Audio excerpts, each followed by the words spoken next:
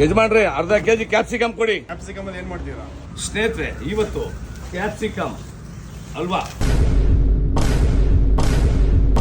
ನಿಮ್ಮಂತವರು ನಮ್ಮ ಮನೆಗೆ ಬರಬೇಕು. ಏನ್ ಹೇಳಿ? ಕ್ಯಾಪ್ಸಿಕಮ್ ಅಲ್ವಾ. ಸ್ನೇಹಿತರೆ ನಮಸ್ಕಾರ. ಇವತ್ತು ಕ್ಯಾಪ್ಸಿಕಮ್ ಅಲ್ವಾ ಮಾಡೋಣ. ಸುಮಾರು ಜನ ಕ್ಯಾಪ್ಸಿಕಮ್ ತಿನ್ನಲ್ಲ, ಚಿಕ್ಕವರಿಂದ ದೊಡ್ಡವ್ರಿಗಂಟ.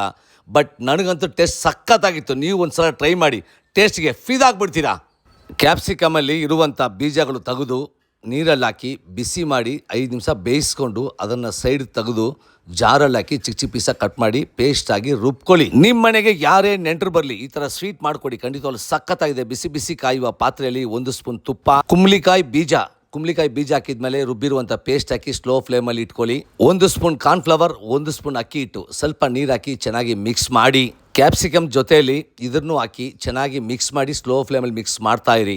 4 ಸ್ಪೂನ್ ತುಪ್ಪ ಹಾಕಿದ್ಮೇಲೆ ಸಕ್ಕರೆ ಹಾಕಿದ್ಮೇಲೆ ಚೆನ್ನಾಗಿ ಮಿಕ್ಸ್ ಮಾಡಿ ಒಂದು ಬೌಲ್ಗೆ ಸಿಪ್ ಮಾಡಿ ಫೈನಲ್ ಆಗಿ ಡ್ರೈ ಫ್ರೂಟ್ಸ್ ಹಾಕಿ ರೆಡಿ ಆಯಿತು ಕ್ಯಾಪ್ಸಿಕಮ್ ಅಲ್ವಾ. ಸ್ಟವ್ ಮುಂದೆ ಇರ್ತಿರೋವಾಗ ಲವ್ವಿಂದ ಕುಕ್ ಮಾಡಿ ಸುಮಾರಾಗಿ ಅಡಿಗೆನೋ ಸೂಪರ್ ಆಗಿರುತ್ತೆ. ತಿನ್ಕೊಳ್ಳಿ, ಮಜಾ ಮಾಡ್ಕೊಳ್ಳಿ ಸ್ನೇಹಿತರೆ.